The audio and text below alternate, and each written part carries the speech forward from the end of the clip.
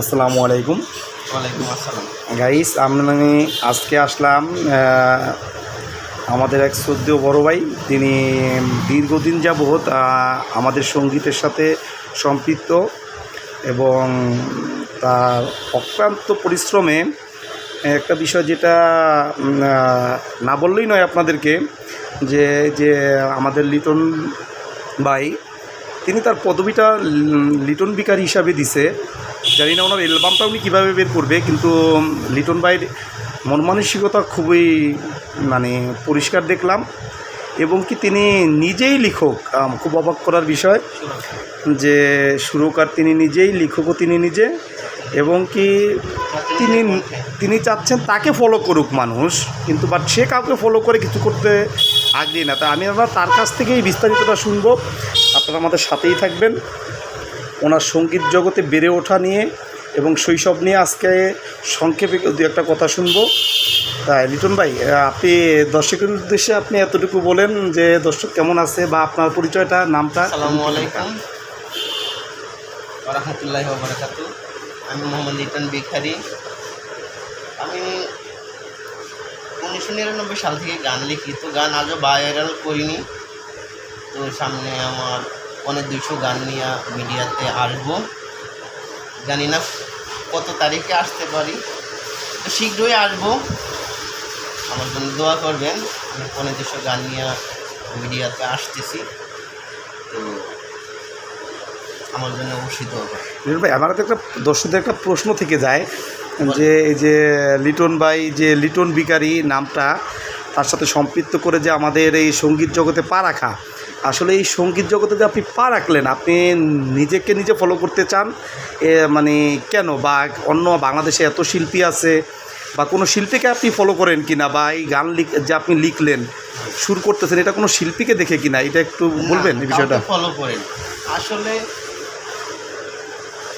নিজের ইচ্ছা মতোই গান তৈরি করা হয়, ঠিক আছে? কাউকে ফলো করে না, ঠিক আছে? নিজের ইচ্ছা মতো তৈরি করা, সুর করা, সেটা হলো সবচেয়ে উত্তম, ঠিক আছে? তো কাউকে ফলো করে কোনো কিছু লিখতে হলে তার মতো হয়ে যায়, কিছুটা তার মতো হয়ে যায়, যতই চেষ্টা করেন না তার মতো হয়ে যায়। তো ওইটা করাটা আমি গানের কথাগুলো না, হ্যাঁ, গানের কথা বা সুর, আপনার মতো চিন্তা ভাবনা যাতে আসবে না, হ্যাঁ, যাতে অন্য কারো ফলো করলে যাতে ওই রকম না আসে। তো নিজে কী লিখলেন, কী সুর দিচ্ছেন, এটাই সবচেয়ে বুদ্ধিমানের, আমি মনে করি ভালো, ঠিক আছে? আমাদের লিটন ভাই, দর্শকরা অনেক সময় অনেক রকমের প্রশ্ন করে থাকে। তার ভিতরে একটা দর্শক প্রশ্ন করলো, আমি দেখতে পাচ্ছি যে আপনি এই গানের সাথে সম্পৃক্ত কত বছর ধরে? আমি সেই গান 1999 সাল থেকে লিখি, ঠিক আছে? লিখি, সুর করি, যদিও আজও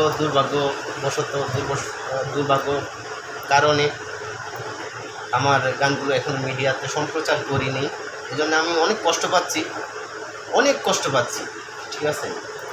তো চেষ্টা করতেছি, আমি একটু জমি রাখছি, তো তাই সম্পূর্ণ জমিটা আসলে রেস্টোরি সহ ঋণ করে রাখা হয়েছে, তো এই টাকাগুলো পরিশোধ করতে যায় পিছায় পড়ছি আর কি।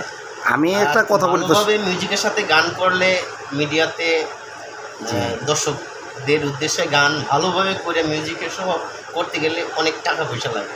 তো আমি চাচ্ছি প্রতিটা গান যেন জাতীয় পর্যায়ে হ্যাঁ, সুন্দর করে সম্প্রচার করতে পারি, আপনাদের কাছে পৌঁছাতে পারি। দর্শক, লিটন ভাইয়ের চাওয়াটা ছিল এটাই, যে আসলে উনি মধ্যবিত্ত ফ্যামিলি থেকেই বড় হয়েছেন, এইরকমটাই, কিন্তু ওনার কথা এবং সুরগুলো উনি এখনও পাবলিক প্লেস করতে পারেনি। তাই উনি চাচ্ছেন যে যারা পরিচালক আছে গানের, কিংবা মিডিয়া আছেন, তারা যদি ওনাকে একটু হেল্প করে, এই লাইভ প্রচার করার জন্যে কিংবা মিডিয়াতে আনার জন্যে, কেসেট বের করে যদি মানে একটু আগে আসে সাহায্য করে, তাহলে এই লিটন ভাইয়ের মতো অনেক শিল্পী মানে জীবনে প্রতিষ্ঠিত হতে পারে। এইরকম একটা বিষয় আমি রিকোয়েস্ট করব যে পরিচালকদের ক্ষেত্রে এবং যারা কন্টেন্ট ক্রিয়েটর আছেন তাদেরকে বলবো যে অবশ্যই আপনারা লিটন ভাইয়ের দোকানে আসবেন। লিটন ভাইয়ের দোকানটা আমি দেখিয়ে দিচ্ছি আপনাকে। উনি একজন একটা মানে ওনার নিজস্ব একটা সেলুন আছে, এখানে ওনার হারমোনিটাও আছে। আমি লোকেশনটা আপনাদেরকে বলে দিচ্ছি গাইস।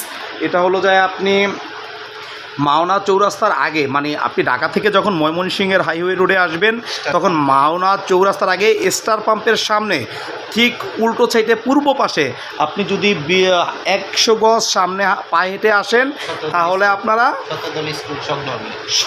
শতদল স্কুল সংলগ্ন রোডটা দিয়েই সামনে আগালে লিটন ভাই আপনার দোকানের নামটা আমি সাইনবোর্ড দিতে পারছি, বিসমিল্লাহির সেলুন বা হেয়ার কাটিং। আপনারা এখানে এসে লিটন ভাইয়ের সাথে সরাসরি কথা বলতে পারবেন। আমি সকল প্রেস কনফারেন্সের সকল মিডিয়াকে বলবো যারা কন্টেন্ট ক্রিয়েটর আছেন ইউটিউবের, আসলে আপনারা এটা শেয়ার করবেন যে যেখান থেকেই দেখছেন যে লিটন ভাইয়ের স্বপ্নটা সে পূরণ করতে পারে। আসলে আমরা সবাই যদি এরকম যাদের ইচ্ছা আছে তাদেরকে যদি সমাজে তুলে ধরতে পারি, আমাদের দেশে অনেকটা লাভবান হবে এবং আমাদের যারা প্রতিভাবান মানুষগুলো মানে আপনাদের আমাদের সমাজে উঠে আসবে।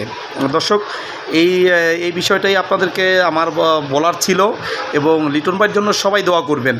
তবে আমি আরেকটা কথা বলতে চাই, লিটন ভাই আমি শেষ করে দিব এই পর্যন্তই। লিটন ভাইয়ের হাতে অনেক সময় মানে গুরুত্বপূর্ণ সময় নিলাম আমি রিকোয়েস্ট করে, উনিও আমাকে 5 মিনিট সময় দিল।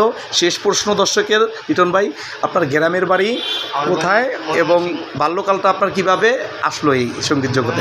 গৌরীপুর থানায় আমার বাড়ি, রামগোপালপুর ইউনিয়ন, তেরোশিরা গ্রামে। সেখান থেকে বেড়ে ওঠা। তো ঢাকা আমি এয়ারপোর্ট থাকি সময় ওই জায়গার থেকেই আশকোনা থেকেই আমার গান রচনা হয়, সেই 1999 সাল থেকে। তো সে থেকে আমি গান লিখি। তো ছোটোবেলা থেকে গানগুলো শুনতে খুব ভালো লাগতো, তাল লয়টা ভালো ছিল, ঠিক আছে, বুঝতে পারি যে তাল লয়ের বিষয়টা, এই জন্য গানগুলো আমার সহজে আসে। তো বাল্যকালটা কোথায় কাটছে? মানে বাল্যকালটা দেশেই কাটছে। দেশের বাড়ি। বিয়ের পর আসছেন ঢাকাতে নাকি বিয়ের আগে আসছেন? আগে আসছে ঢাকা থেকে, পরে আবার যে মানে 17-18 বছর বয়সেই ঢাকা চলে আসছি, তেজগাঁয়ে চলে আসছি। তেজগাঁয়ে দীর্ঘদিন ছিলাম, পরে এয়ারপোর্টে চলে আসি। এয়ারপোর্টে আসার পরে এখান থেকে গান শুরু করি। তো আর বাকি সময় আগের সময়টুকুতে দেশে ছিল, ঠিক আছে। ছোটোবেলা তখন তো সেই 0 থেকে 15-16 বছর এটা স্বাভাবিক গ্রামেই থাকা পরে চলে আসলাম ঢাকায়, তেজগাঁও, তারপরে এয়ারপোর্ট থেকে দেশে চলে গেছি 2010 সালে। আবার ঢাকা যাব, রেকর্ড করব, সেই আশা নিয়ে আবার বাড়ি থেকে বের হলাম। তো মাওনায় বর্তমান একটা দোকান ব্যবস্থা করে দিছে, এখানে আছি। তো আমি 5টা গানের জন্য রেকর্ড করতে দিছি রামপুরা এক ভাইয়ের কাছে, ঠিক আছে, স্টুডিওতে। তো 5টা গান দেখি 2026 সালে আল্লাহর রহমতে আল্লাহ যদি রহমত করে কিছু একটা হবে, দোয়া করবেন, দোয়া করবেন লিটন ভাইয়ের জন্য।